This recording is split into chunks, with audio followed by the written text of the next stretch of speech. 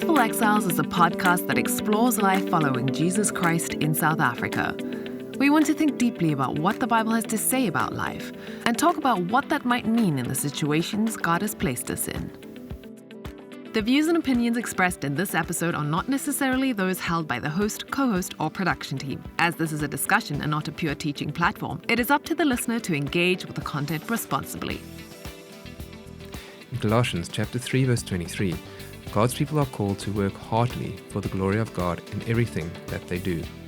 Yet, many in the world, and particularly in South Africa, find themselves with a sense that they are not living up to their potential as they struggle to see where they can make a positive contribution in their homes and communities. A 2021 national survey found that half of young South Africans aged 15 to 34 were unemployed. Additionally, many South Africans lack the level of proficiency in English needed to engage in the business sphere of the global village, with literacy in South Africa declining by 7% from 2019 to 2021. Why should Christians care about unemployment, poverty, and illiteracy in South Africa? How should we understand these problems from a biblical perspective, and what can we, as ordinary followers of Jesus, do to make a difference? On today's episode of Faithful Exiles, we are honored to have Reagan Klaasen of the Cynergy Foundation as our guest. The Cynergy Foundation is a Christian, non-profit company dedicated to helping people discover and develop their God-given potential and achieve their destinies. Since its inception in 2007, Cynergy has activated over 3,000 people into the South African economy as dynamic entrepreneurs. We hope you'll enjoy this conversation with Reagan as he tells the story of the Cynergy Foundation and shares how we can join in advancing literacy, leadership, and life skills, all for the glory of God.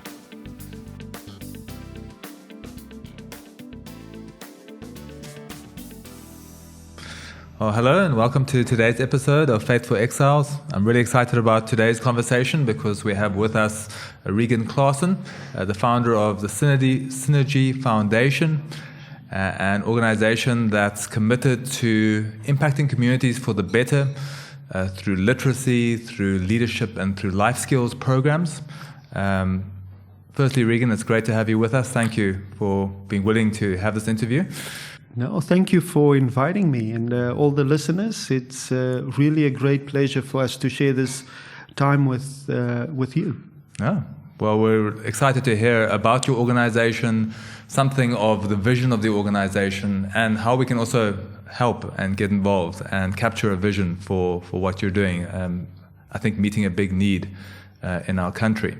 But perhaps we can begin by just getting to know you a little bit better, a bit of your background, your family, and where your vision for this organization first began to take shape. Cynergy Foundation, well, Cynergy with an S was taken, so we used the C instead, because in some parts of the world the C is also an S. So Cynergy means the whole is greater than the sum of the elements. So we wanted to blend in a few of the aspects in order to deliver the impact required for our programs. But my wife and I, we were teenage parents. So I was 17 years old, she was 16. And one of the things that we understood coming into this realization of adulthood is that we will not be able to do this by ourselves. So fortunately, we, through the grace of God, He kept us, and we had this manual to really guide us on this journey. So a lot of what we are doing, not only today, but right from the offset of our teen years, we understood this thing, that God has called us for a specific purpose, and that everything in life is there to solve some kind of problem. This microphone solves the problem. The chairs that we're sitting on solves the problem, so we don't have to sit on the floor today. And if that is true, the sun solves the problem of heat and light. So everything solves some kind of problem. And if that is true for things, how much more for us? So we are not created just for ourselves. We were created to solve some kind of problem. And if we could very early on identify what is that problem we need to solve, you will then with all your might begin to run in that direction to solve that problem, because that is the purpose for which you are born. And we had this manual, and we understood this, that as teenage parents, we needed to firstly surrender everything we had, which wasn't much. It was nothing when we start there. It was zero. We needed to surrender that to God. But what we also understood was, however little, that 1 cent that you give back into the hand of God, He's able to multiply to achieve His plan and His purpose. And so whatever little skill or resources or knowledge that we had as teenage parents, firstly to raise a family, and secondly to achieve the level of impact that we wanted to achieve through our lives, we understood that we needed to give that firstly back to God, because He's the one that gives rain. He's the one that multiplies. He's the one that provides. So whatever we think we have is insignificant. So the organization was really born out of, I suppose, your own looking at the world, your own struggles as teenage parents to sustain a family. And yeah, how did it sort of take shape from there? Seeing, I think there's a particular focus on literacy in some of your programs, leadership. Yeah, maybe you can talk to that. So part of being teenage parents, we obviously needed to be a lot more resourceful. So we started our first business selling pepper, and we decanted it and sold it, and to survive. My wife Nikki, she then went back to school. She was in grade 10 at the time. She went back to school and she completed schooling and went on to university. So at that time there were no bursaries and no anything like that. She went to the old Rand Afrikaans University, now known as University of Johannesburg, and she went back and studied communication and psychology. So part of her thesis, doing her honors, she did it in advertising, so she has quite a few qualifications. And part of her passion was to look at how do we use that in order to drive and develop people. So from the onset, our main mission statement is to help people discover and develop their God-given potential so they can fulfill their God-given destiny. So in everything that we do, from programs to to just in our marriage with our kids, that is what we endeavor to do. So that became part of our grounding statement, our root as a family first, and then secondly as an organization. So for us, we don't see the difference in whether we're doing it here at work or whether we're in our house or whether we're just a casual chat of a friend you haven't seen in a long time, in a shopping center. When you leave that person, have you helped them discover who they are better? Do they understand, firstly, that where they are going, and that, they obviously also have some passions and outlook and desires, and how we could better facilitate that. Yeah. Well, can we maybe get into some specifics of your particular programs and how you help people discover and develop that potential? Maybe you can share a few of the programs that help people down that road.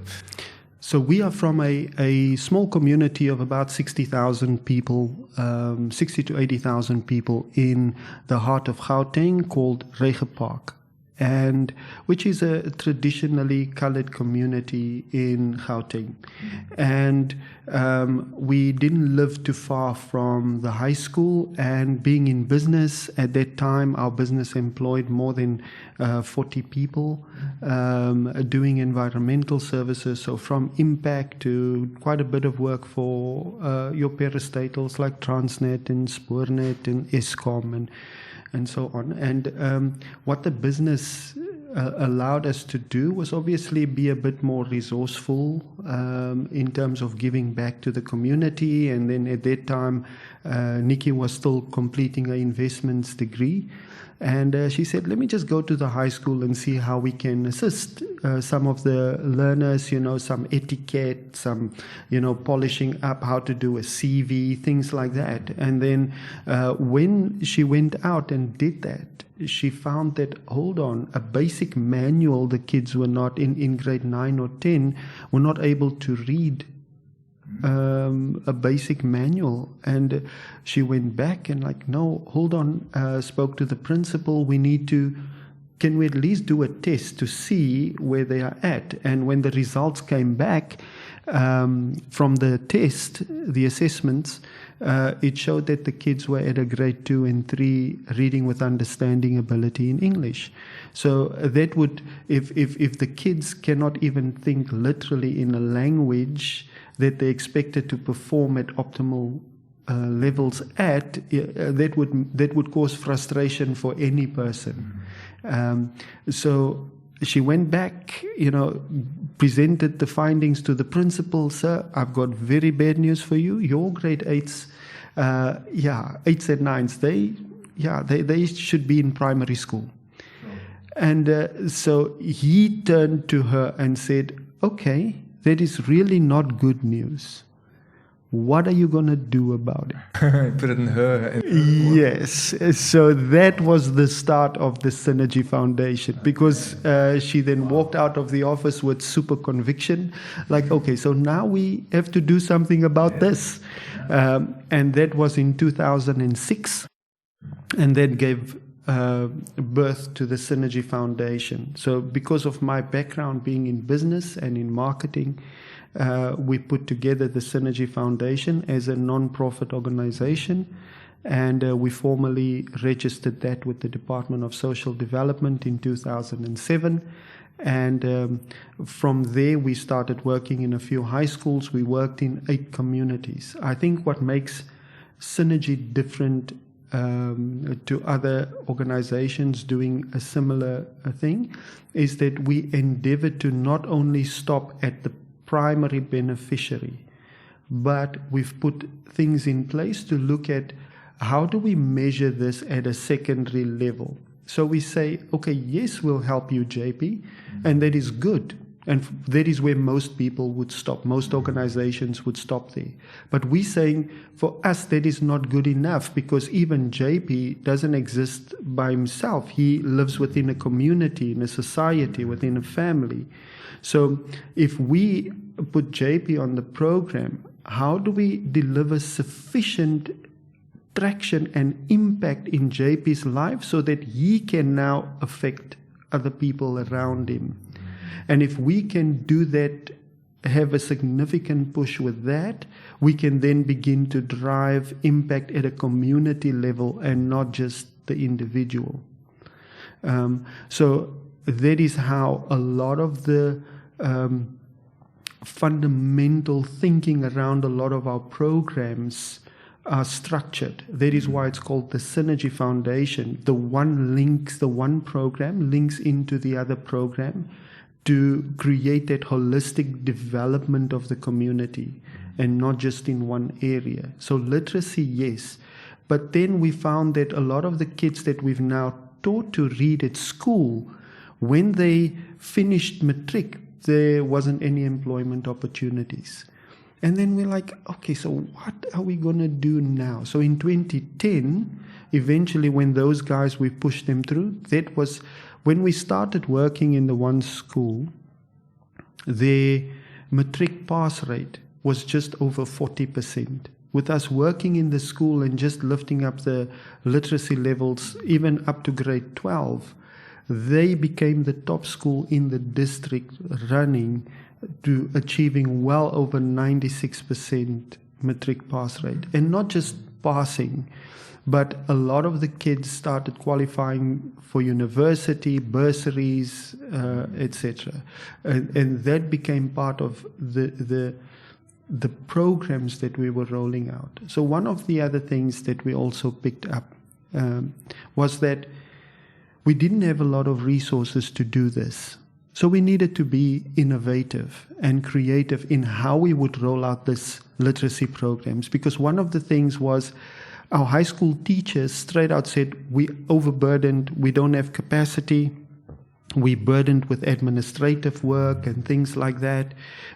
We can't assist you to roll out the reading programs.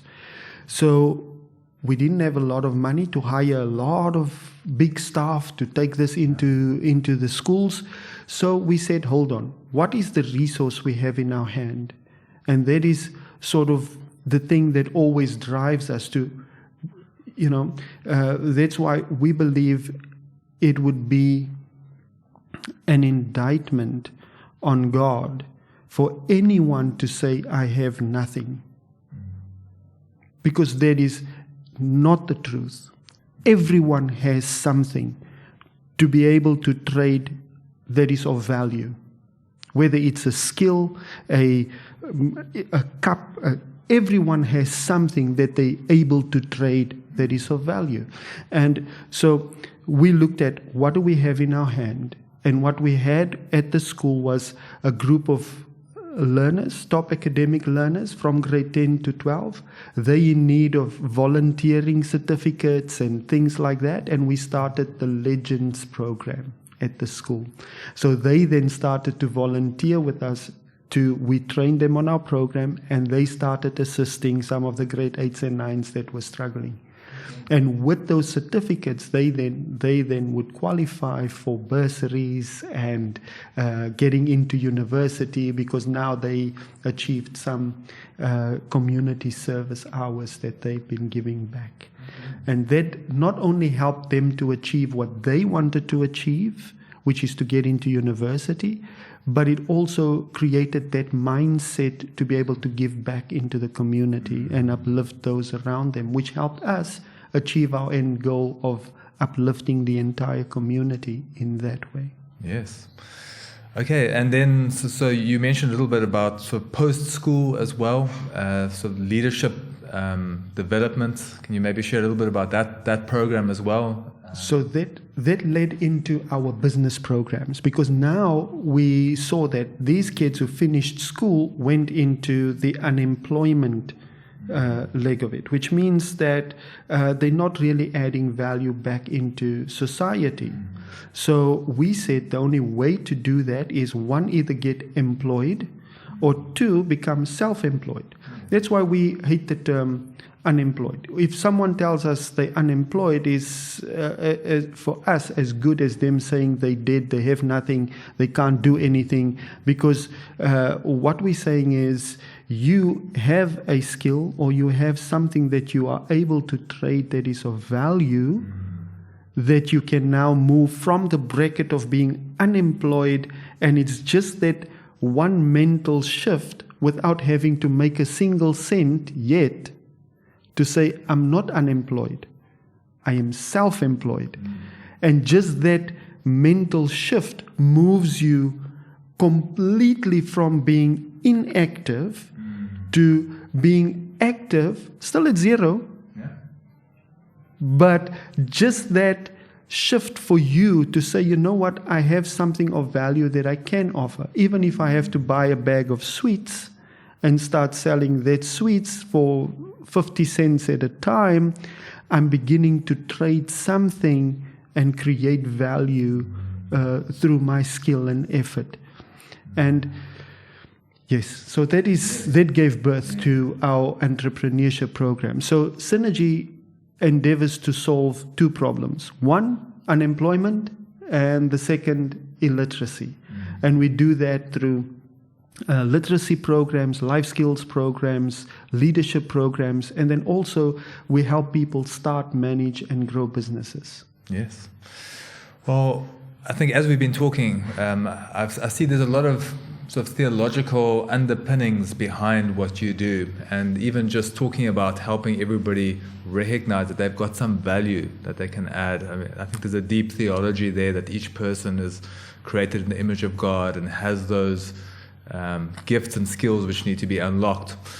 So I want to ask a few questions around that, and how your own Christian faith has shaped your vision and mission, maybe what God has taught you about His character through the years, through your investment and your time with Cynergy. With Cynergy, Cynergy is mainly an outflowing of firstly who we are and my personal relationship with Jesus Christ. That the gospel first became real to me when I was still that teenager with the realization that I'm becoming a dad now.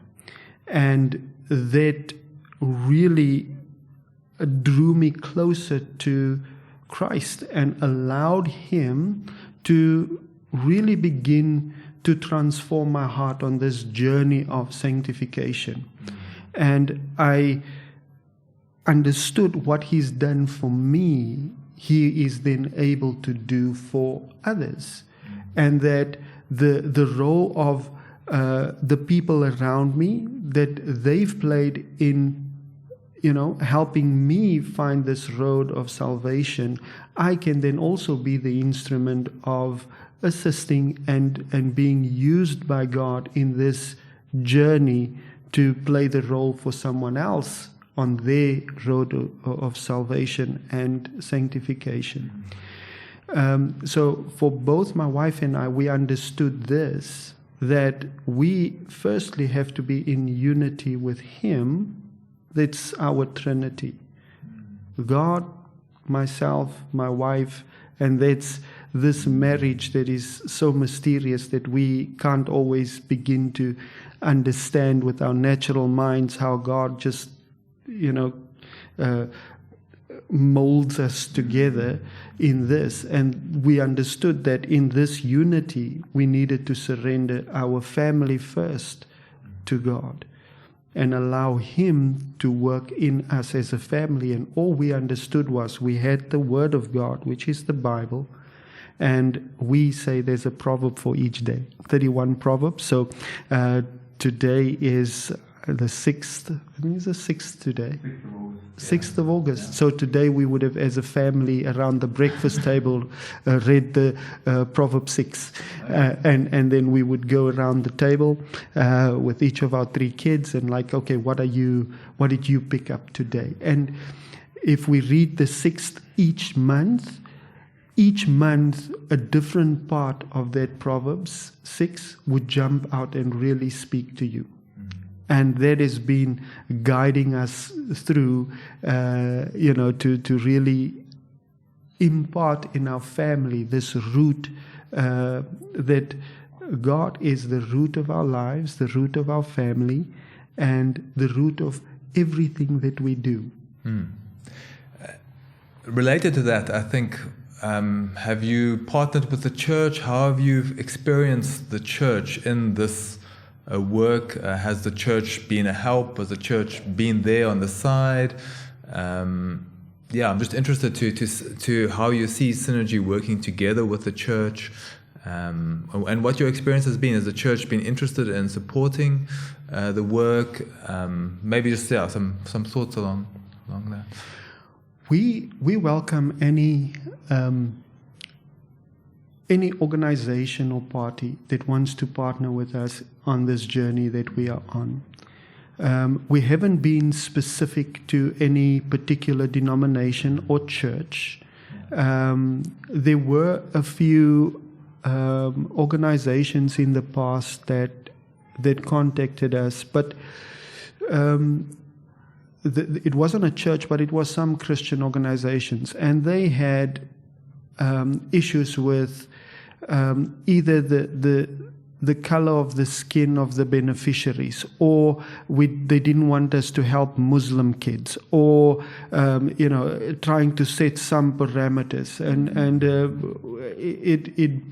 it burdened us to the core, and this heavy burden that God has placed on our hearts to take this good news of Christ into communities, regardless of who the person is that's sitting in front of us.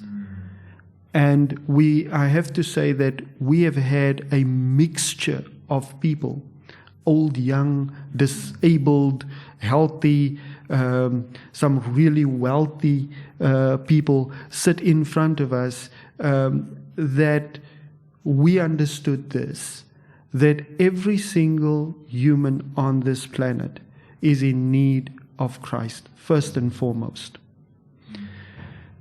And then they have potential that is untapped. Regardless of how well you think you are doing, I mean, you could be Anton Rupert, there's still some untapped potential there.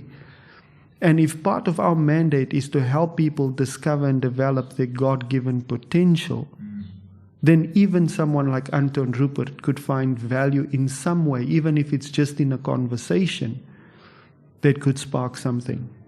And have you ever had people ask you the question, why are you doing this? Why are you helping me? Have there been some opportunities to share Christ along the way? I'm sure there have been many of those kind of opportunities. Every single session for us, we start off with prayer. And I think because we've had the autonomy in terms of the people sponsoring our programs, we've done a lot of self-investment into a lot of the programs in Cynergy. It allowed us the freedom and the autonomy to be able to shape and choose who we want to share these programs with, when we want to share the programs with them, and how we want to structure each session without any interference. So if this is a Christian program, it will be based on Christian principles, and the literature will be Christian. Because that is essentially what we want to get through. One of the things that we are doing now is developing tools for ministry, because a lot of people say they're Christian, but then some of the basic things like just understanding how to read your Bible is a massive challenge for a lot of, especially newborn Christians, especially with the charismatic movement and that whole thing that just emerged over the last couple of decades, where in theory they say they are Christian, but they've never been taught how to experience God and analyze the Bible and read the Bible for themselves and see what God is saying to them. And so we're busy developing tools that would now allow, regardless of which denomination the person goes to, what their background is, we endeavor to develop tools that would assist them, to be able to draw closer to God in that way. Okay. And would that be also, where would that fit into the Cynergy programs? How would you see that happening and together with the literacy or your internship program, or what? So how it's structured, we've got 4 basic programs. So the one program is called the 1ABC program. So if people go onto our website, they'll see all of the programs are there, and it's being explained. The 1ABC program is an internship with the Cynergy Foundation or with us, and that is called the One Activate Bootcamp. So in 12 months, we basically want to get that person up and running, and it's ideal for people who just finished school and sort of trying to figure out where they want to go in life. And we're saying, come spend a year with us, and we can help you discover and develop your potential and begin to analyze which direction you want to go into. And we've seen a lot of guys go straight into university from school and then end up, I want to become a doctor, and then end up in medical school in year 2. They're like, this is not really what I thought it would be. Or whatever they're studying in engineering or whatever, and like, this is not really what I thought it would be. For some people, they need to take out that year. But we're saying, don't sit on the couch and watch YouTube. That's not going to help you at all. You need some sort of guidance and mentorship and coaching that will help you through that process of discovering who you are and how to get that natural fit of where you want to go with your life. So that is the one program, the one ABC. The second one is called the Next Gen program, which is really the next generation. So there we're trying to solve the problem of unemployment before they get to the unemployment line. So we endeavor to take kids that are still at school level to start businesses and start trading. I mean, one of the things for us, it's a practical program. If you come to me to teach you to play piano, at a minimum, when you walk into the class, you would expect to see a piano. Yeah. And then at the end of the program, if I say it's going to be a 2-week or 3-week class or 6-week class, at the end of it, at a bare minimum, you would expect to at least play one song. Even if it's Happy Birthday, you would be like, I see the piano, you've taught me how to play one song, Reagan, therefore I can say I've been successful at learning to play the piano. Okay, not the best at it, but there's some movement toward it. But we haven't found business programs. There's so many out there. But people come in, they sit in a class, they get taught all these concepts, marketing, operations, finance, all these things are thrown at them, and they leave no business. And we're like, hold on, there's something not right here. So from government institutions, they roll out these programs, big corporates, they roll out these programs on a weekly basis. Massive amounts of resources invested in it.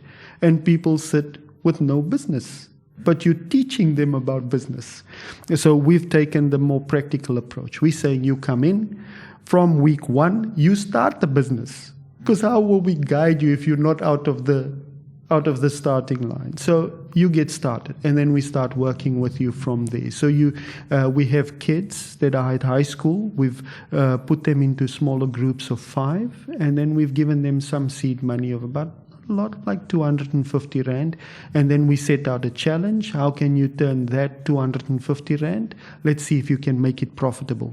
And on average, they've turned that into about 1,000 Rand a month, just buying and selling stuff. And it's more the learning of the concept of business. But it's practical. So that's the next gen. Because if we can teach them to do that, they will never be poor in their lives. They've learned the principle of how to multiply the resources they have. The other one is called the PraxGen program. The PraxGen program is now more for people who are already post-school. So they're already in the problem. Now we need to fix some of that as well. So similar to the Next Gen program, except that's real life. The pressure is real. They need to put food on the table. They need to do that. So theirs is at a much faster pace. The learnings are a bit different there, but on the same principle. You can't come and sit in a workshop. You need to actually do something, and we measure that through mentoring and coaching. The fourth program is really the one that's close to our hearts, JP. That is called the VoxGen program. The VoxGen program is, Vox in Latin is voice. That's where we give a voice to those without a voice in our society. That is more for people with disabilities. So the spectrum for people with disabilities is extremely wide.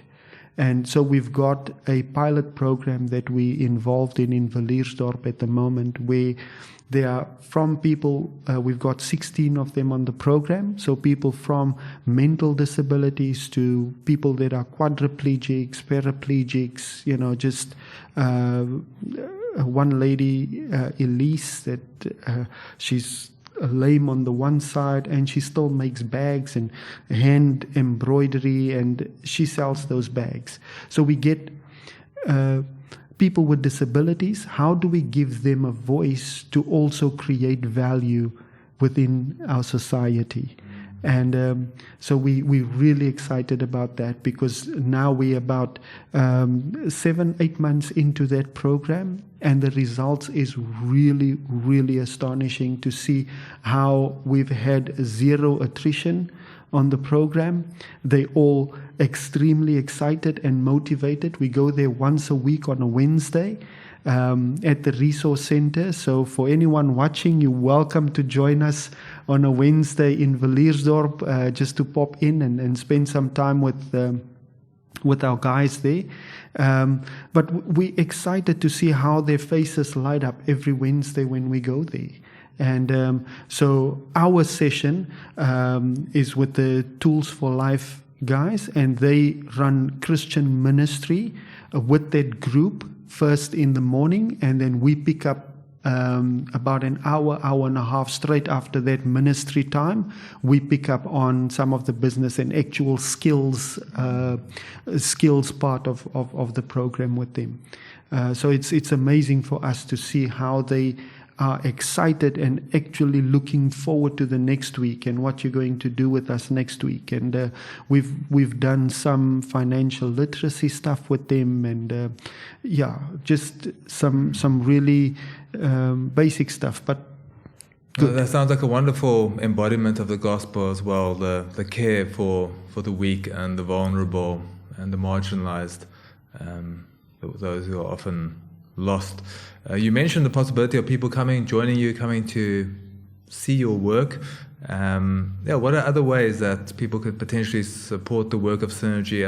I suppose first just see what happens on the ground. Absolutely. Well, there are different ways in which people can partner with Cynergy.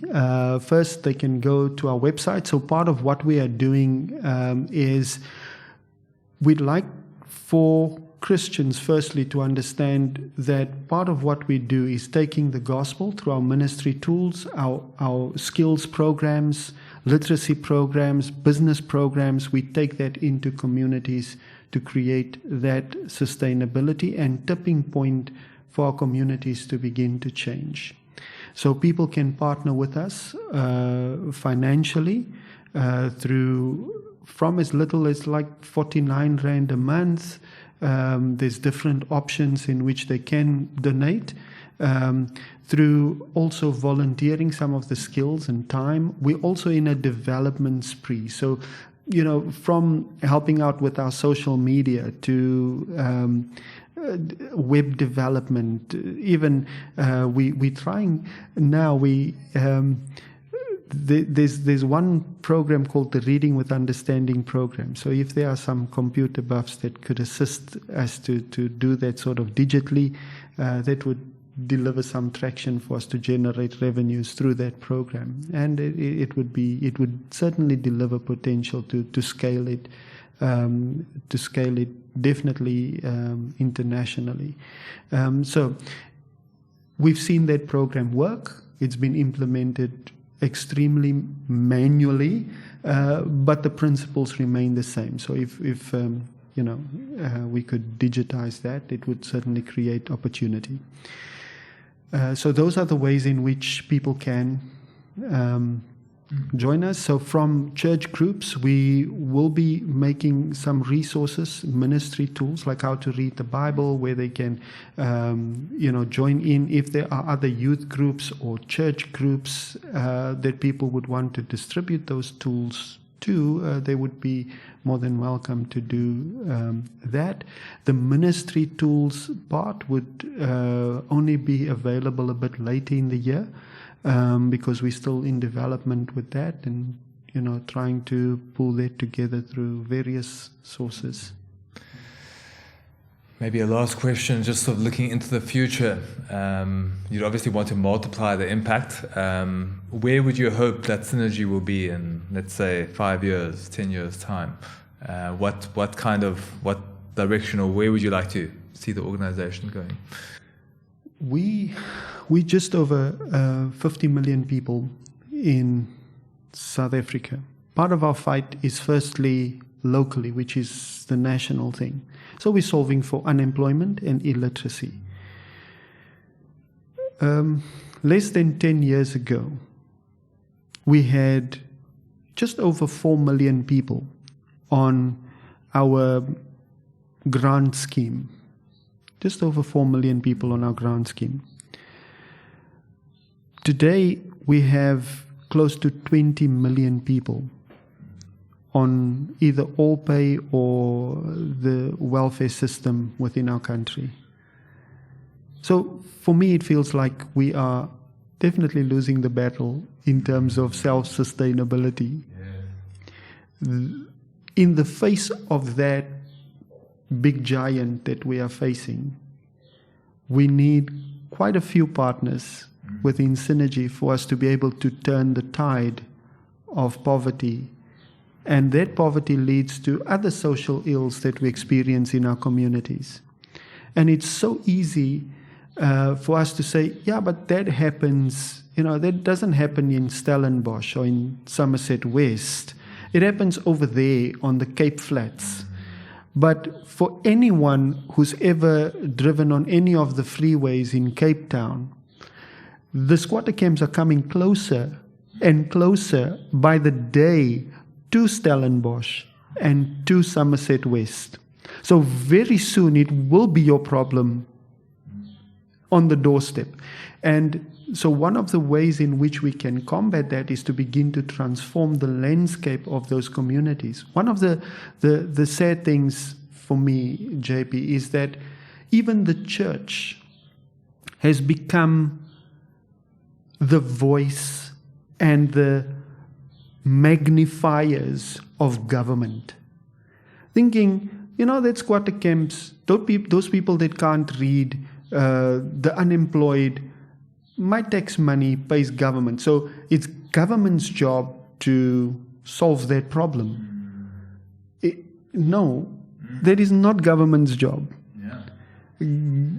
It is the role of the church to transform communities. Because Christ is the light, not government. Government is no light. Government is darkness in themselves.